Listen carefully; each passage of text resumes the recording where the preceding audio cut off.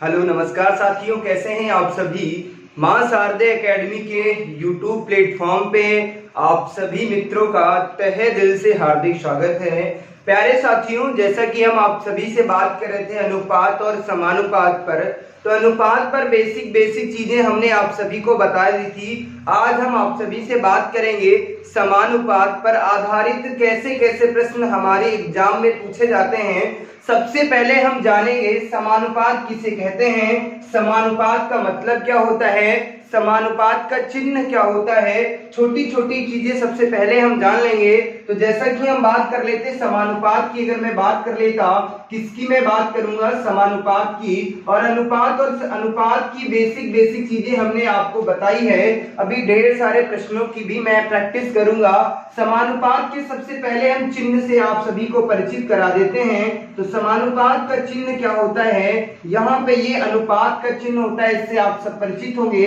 यहाँ पर क्या होगा, इसे कहते हैं समानुपात का ये चिन्ह होता है। अगर आगे की मैं बात कर लेता हूँ, समानुपात क्या होता है, दो अनुपातों का क्या होता है, मिश्रण होता है, यानी दो अनुपातों का मिला जुला रूप ही क्या कहलाता है, समानुपात कहलाता है। एग्जाम्पल के तौर पे मैं बताता हूँ, जैसे कि ये लिखा है A अनुपात B, और उसके बाद क्या लिखा है, समानुपात C अनुपात D, ऐसे कुछ दिखाई देती हैं। यानी कम से कम कितनी आकृतियां होती हैं, यानी कि कम से कम कितनी राशियां होती हैं। तो समानुपात की जब मैं बात करता हूं तो आपके पास 4 राशियां देखने को मिलती हैं। अच्छा, इसमें क्या होता है, हम कैसे पहचानेंगे सर ये समानुपात है।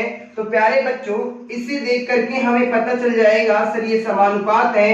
समानुपात पर आधारित कैसे कैसे प्रश्न पूछे जाते हैं उस पर भी मैं चर्चा करूंगा। अभी आपको देखने को मिलता है A अनुपात B अनुपात C अनुपात D, तो ये समानुपात नहीं है, क्योंकि यहाँ पर क्या है मेरे बच्चों, मेरे भाइयों, यहाँ पर डबल यानी कि 2 बार ये जो अनुपात का चिन्ह है 2 बार नहीं लिखा है।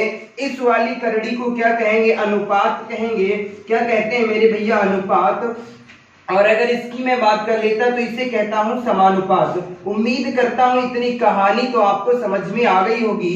सर समानुपात पे जो बनने वाले प्रश्न हैं उन प्रश्नों को कैसे करेंगे तो उस पे मैं बता देता हूं। तो प्यारे साथियों, अगर मैं इस प्रश्न की बात कर लेता, समानुपात की मैं बात कर लेता, ये और इसकी ये बराबर होते हैं, यानी A और D बराबर होता है B और C के। कहने का मतलब सर आपने क्या बताया, A और D बराबर होता है BC, यानी A गुणे D बराबर किसके होता है, B और C के बराबर होता है। कहने का मतलब है सर बाह्य पदों का गुणनफल बराबर होता है मध्य पदों का गुणनफल के। यानी सर बाह्य पद कौन सा है, A है, और इसमें बाह्य पद कौन सा है, D है। यानी बाह्य पदों का गुणनफल बराबर होता है किसके बराबर होता है, मध्य पदों के गुणनफल के बराबर होता है। उम्मीद करता हूं इतनी कहानी समझ में आ गई होगी, किसी भी प्रकार की कोई समस्या नहीं हो रही होगी। इस पे कभी कभी क्या होता है, 3 अनुपात यानी कि 3 राशियां दे दी जाती हैं। इसमें पूछेगा पहला पद ज्ञात कीजिएगा, या दूसरा पद ज्ञात कीजिएगा, या तीसरा पद ज्ञात कीजिएगा, या चौथा पद ज्ञात कीजिएगा। कहने का मतलब 4 में से कोई एक राशि को गायब कर देगा, आपसे पूछ लेगा B राशि, मान लीजिएगा यहाँ से मैं हटा देता हूँ, यहाँ पे पूछेगा इसका मान ज्ञात कीजिएगा। तो चलिए, उम्मीद करता हूँ ये सारी की सारी बेसिक जो चीजें थी ये आपको समझ में आ गई होंगी। सीधा मैं प्रश्नों पे चर्चा करता हूं कि इस पर कैसे कैसे प्रश्न हमारे एग्जाम में पूछे जाते हैं। तो इसके सूत्र की हमने बात कर ली है आप सभी से कि इसमें क्या होता है, सर बाह्य पदों का गुणनफल बराबर होता है किसके, मध्य पदों के गुणनफल के बराबर होता है। जैसे कि मैं पहले प्रश्न की मैं बात कर रहा हूं, कि जैसे कि मैं पहले प्रश्न की बात कर लेता कि 3 अनुपात कितना है, 3 अनुपात x, और उसके बाद समानुपात की मैं बात कर लेता, समानुपात की बात कर लेता 21 अनुपात क्या हो जाता, A हो जाता। इस प्रश्न का आंसर आप सभी को ज्ञात करना है। जैसा कि यहाँ पे दिखाई दे रहा होगा आप सभी मित्रों को कि यहाँ पर क्या है, ये समानुपात का चिन्ह लगा हुआ है। अब यहाँ पे क्या है, हमने अभी आपको बताया था कि बाह्य पदों का गुणनफल बराबर होता है किसके, मध्य पदों का। यानी सर इसमें 3 पद दिए हुए हैं, एक पद का मान हमें ज्ञात करना है। तो प्यारे बच्चों इसमें करना क्या होगा, कुछ नहीं करना है, सबसे पहले ए और डी की आपस में गुणा करेंगे। यानी सर 3 और ए बराबर क्या हो जाएगा, 5 गुणे कितना हो जाएगा, 21 हो जाएगा। इतनी तो कहानी समझ में आ गई होगी। ए का मान ज्ञात करना है तो करना क्या है प्यारे साथियों, कुछ नहीं करना, 3 से इधर कट करेंगे, 3 एकम 3, 3 सत्ते 21 और यहाँ पर ए बराबर कितना हो जाएगा, ए का मान कितना आ जाएगा, 35 आ जाएगा। उम्मीद करता हूँ ये कहानी आपको समझ में आ गई होगी, किसी भी प्रकार की कोई समस्या नहीं हो रही होगी। तो प्यारे बच्चों हमने आपको बताया क्या, कैसे ज्ञात करते हैं। और एक चीज मैं बता देना चाहता हूं, अगर मैं बात कर लेता, यानी हमने अभी आपको बताया था एडी बराबर होता है किसके, बीडी के बराबर होता है, सॉरी एबी बराबर होता है किसके, बीसी के बराबर होता है। ये बात हम आप सभी से कर चुके हैं, यानी इनका जो मान भी होता है वो हमेशा बराबर होता है। अब आपके पास सारी राशियां दे दी गई हैं, अब इसका बेहतर तरीके से आप आंसर ज्ञात कर सकते हैं। जैसे कि ए का मान कितना है, ए का मान कितना है, 3 है, और डी का मान कितना है, डी का मान कितना है, 35 है, बराबर किसके होगा, बी और सी के, यानी 5 गुणे 21 के। तो अगर मैं इसकी बात कर लेता, 35 यह कितना होता है, 105, बराबर कितना होता है, 105 होता है, यानी 21 पंचे कितना होता है, 105। उम्मीद करता हूं ये जो कहानी मैं समझाना चाह रहा था वो आपके समझ में आ गई होगी कि ए और डी मतलब ए गुणे डी बराबर क्या होता है, बी गुणे सी होता है। उम्मीद करता हूं ये पूरी कहानी आपके माइंड में सेट हो गई होगी। तो अगले प्रश्न का आंसर छाप दीजिएगा, उस प्रश्न का आंसर आप सभी को देना है। जैसे कि सुंदर सा प्रश्न मैं लिख रहा हूं, इस प्रश्न का आंसर आप सभी को देना है कि 2:5 और उसके बाद मैंने कहा x और अनुपात कितना हो जाता है, 125 हो जाता है। इस प्रश्न का आंसर ज्ञात कीजिएगा, यानी तीसरा पद आपसे पूछ रहा है कि तीसरा पद ज्ञात कीजिएगा। तो ऐसे प्रश्नों को कैसे ज्ञात करेंगे मेरे बच्चों, तो इसमें कुछ भी नहीं करना है सर, हमें पता था कि बाह्य पदों का आपस में गुणा कर लेंगे और मध्य पदों की आपस में गुणा कर लेंगे। तो यहाँ पे कितना हो जाएगा, 5a बराबर कितना हो जाएगा, 2 गुणे कितना हो जाएगा, 125 हो जाएगा। अगर मैं a का मान, सॉरी यहाँ पे x है तो x मान लूंगा, कोई दिक्कत नहीं है। यहाँ पर अगर x का मान मैं ज्ञात करूंगा तो x का मान ज्ञात करेंगे तो सबसे पहले हम 5 से इसे कट करेंगे, 5 एकम 5, 5 दूना 10, 55 25। अब मेरे पास कितना बचेगा, x का मान कितना बचेगा, 25 दूना कितना हो जाता, 50। उम्मीद करता हूँ ये पूरी की पूरी कहानी आपके माइंड में सेट हो गई होगी। 1-2 प्रश्न मैं और बता देता हूँ, उसके बाद में अगले प्रश्नों की जो श्रृंखला है उस पर चर्चा करूंगा।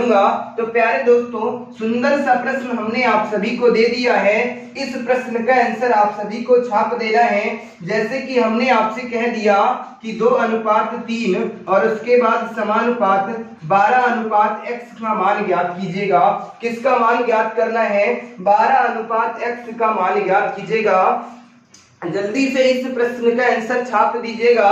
तो प्यारे भैया अगर मैं इस प्रश्न की बात कर लेता तो सर हमें पता है बाह्य पदों का गुणनफल क्या होता है, बराबर होता है मध्य पदों के गुणनफल के बराबर होता है। तो अगर हम यहाँ पे 2x की मैं बात कर लेता, 2x बराबर होगा 3 गुणे कितने के, 12 के।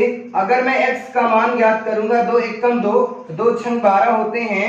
x की मैं बात कर लेता कितना हो जाएगा, 18 हो जाएगा। सर x का मान कितना आ जाएगा, 18 आ जाएगा। उम्मीद करता हूँ ये सारी की सारी कहानी आपके माइंड में सेट हो गई होगी, किसी भी प्रकार की कोई दिक्कत नहीं हो रही होगी। तो चलिए हम अगले प्रश्नों पर आप सभी से चर्चा करता हूं। उम्मीद करता हूं इतनी कहानी आपके माइंड में सेट हो गई होगी। अगर मैं बात कर लेता समानुपात पर भाषा के आधार पे कैसे कैसे प्रश्न हमारे एग्जाम में पूछे जाते हैं उस पर भी मैं चर्चा कर लेता हूं। जैसे कि ये सुंदर सा प्रश्न मैं दे रहा हूं, इस प्रश्न का आंसर आप सभी को देना है, हालांकि कोई दिक्कत वाली बात नहीं है। जैसे कि मैं बात कर लेता 9 और मैं बात कर लेता 9 और 25 का। 9 और 25 का क्या ज्ञात करना है? 9 और 25 का मध्यानुपाती ज्ञात करना है। क्या ज्ञात करना है? मध्यानुपाती ज्ञात करना है।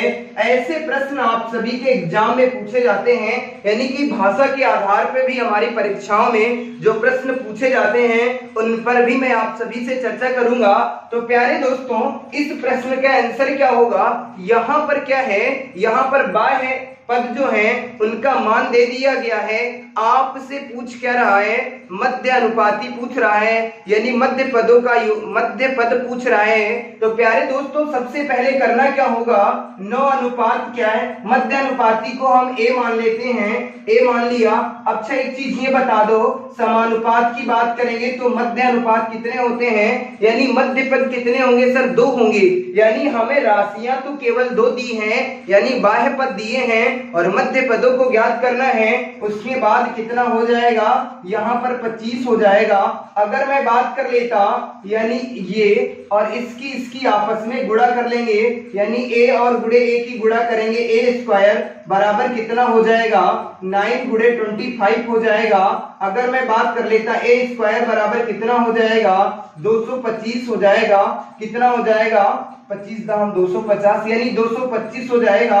और एक की मैं बात कर लेता तो इसका मतलब होता है कि 15 गुणे 15, तो ए बराबर कितना आ जाएगा? 15 आ जाएगा। उम्मीद करता हूं ये कहानी आपके माइंड में सेट हो गई होगी, किसी भी प्रकार की कोई समस्या नहीं हो रही होगी। ऐसे भी भाषा के आधार पर भी प्रश्न आपकी परीक्षा में पूछे जाते हैं। हर एक प्रकार के प्रश्नों पे मैं चर्चा करूंगा। तो चलिए अगले प्रश्न की मैं बात कर लेता हूं। सुंदर सा एक प्रश्न दे रहा हूं, इस प्रश्न का आंसर आप सभी को बताना है। उसके बाद मैं अगले टाइप पे आप सभी से चर्चा करूंगा। अभी समानुपात के बेसिक प्रश्नों पर ही मैं आप सभी से चर्चा कर रहा हूं। जैसे कि हमने कहा 6 अनुपात 5 और उसके बाद हमने आपसे कह दिया 6 अनुपात 5 अनुपात की समानुपात कितना हो जाता है? 21 का चतुर्थानुपात ज्ञात कीजिएगा। यानी क्या पूछ लिया मैंने? चतुर्थानुपात ज्ञात कीजिएगा। भाषा के आधार पे भी आपकी परीक्षा में प्रश्न पूछे जाते हैं।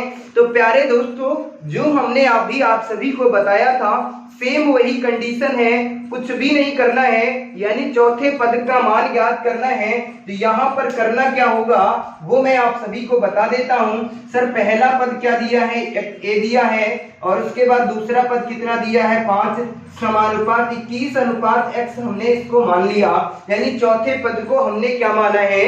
सर 21 मान लिया है। तो हमें पता है सर बाह्य पदों का गुणनफल बराबर होता है मध्य पद का, यानी 6x बराबर हो जाएगा 5 गुणे 21 हो जाएगा।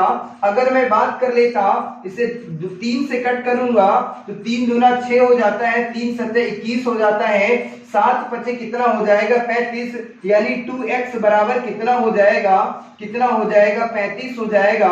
तो x बराबर कितना हो जाएगा? 17 पॉइंट कितना हो जाएगा? 5। कैसे हो गया गुरुजी? अगर मैं इसकी बात कर लेता, x बराबर यहाँ पर करता 35 बटे कितना हो जाएगा? 2। इसे कट करेंगे, 2 एकम 2, कितना बचेगा? 15, 2 सत्ती 14, कितना हो जाएगा? 2 सत्ती 14, कितना बचेगा? 1, 2 पंचे 10, कितना आ जाएगा? 17.5। उम्मीद करता हूँ ये कहानी आपके माइंड में सेट हो गई होगी, किसी भी प्रकार की कोई समस्या नहीं हो रही होगी। तो चलिए हम अगले टाइप पर आप सभी से चर्चा करते हैं, कैसे कैसे प्रश्न हमारे एग्जाम में पूछे जाते हैं उन सभी। उम्मीद करता हूँ ये पूरी कहानी आपके माइंड में सेट हो गई होगी, किसी भी प्रकार की कोई समस्या नहीं हो रही होगी। तो मिलते हैं आपको अगली क्लास में एक नई शक्ति, एक नई ऊर्जा के साथ। तब तक के लिए बाय बाय, धन्यवाद। ये बहुत छोटी सी क्लास है, अगले टाइप में हम क्या बात करने वाले हैं उस पर भी मैं चर्चा कर लूंगा, क्योंकि आज समय का थोड़ा सा अभाव है प्यारे साथियों, इसीलिए क्लास पूरे टाइमिंग तक नहीं हो पाई है, उसके लिए खेद है मुझे भी।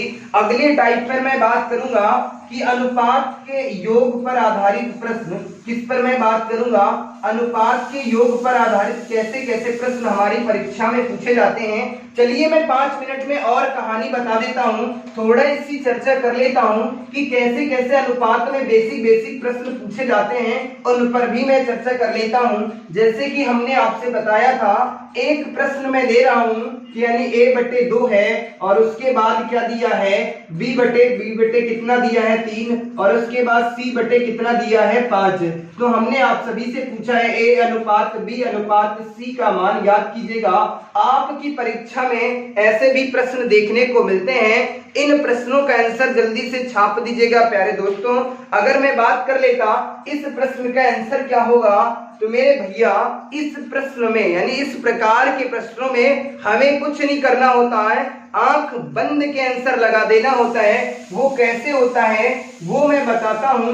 a/b/c में कुछ नहीं करना, यानी जो मान दिया है उसी को लिख देंगे। क्या सर इतना आसान है मेरे भैया? तो बिल्कुल इतना ही आसान है, कुछ नहीं करना, जो हर में मान दिया है उसी मान को लिख देना है और कुछ नहीं करना। और 90% आपकी परीक्षा में ऐसे प्रश्न देखने को मिलते हैं, बहुत से बच्चे विचलित हो जाते हैं और परेशान हो जाते हैं। तो चलिए अगले प्रश्न का आंसर आप सभी को देना है। जैसे कि हमने कह दिया a/7 हो गया, b/ कितना हो गया 11 हो गया और उसके बाद c/9 हो गया और उसके बाद d/ कितना हो गया 3 हो गया। हमने आपसे पूछा है a/b/c/d ज्ञात कीजिएगा। तो मेरे बच्चों, और दूसरा प्रश्न हमने आपसे पूछा है a और d ज्ञात कीजिएगा। तीसरा प्रश्न पूछा है b और c ज्ञात कीजिएगा। चौथा प्रश्न हमने पूछा है C और D ज्ञात कीजिएगा। यानी सर हमने 4 प्रश्न आप सभी से पूछे हैं। तो प्यारे बच्चों, ऐसे प्रश्नों में कुछ भी नहीं करना है। अगर मैं बात करता कि ऐसे प्रश्नों को करना कैसे है, तो अगर मैं इसकी बात कर लेता, सबसे पहले सर a/b/c/d की मैं बात कर लेता, तो जो मान दिया है जिसके नीचे उसका ही वही मान होता है। यानी a का मान कितना हो जाएगा सर 7 हो जाएगा, b का मान कितना हो जाएगा 11, C का मान कितना हो जाएगा 9 और D का मान कितना हो जाएगा 3। उम्मीद करता हूं ये कहानी समझ में आ गई होगी। यानी सर पहले प्रश्न का आंसर तो हमारे पास आ चुका है और उसके बाद अगले प्रश्न की मैं बात करूंगा। सर a/d कितना होगा, तो a का मान कितना है मेरे बच्चों 7 है और d का मान कितना है 3 है, तो यानी 7/3 हो जाएगा।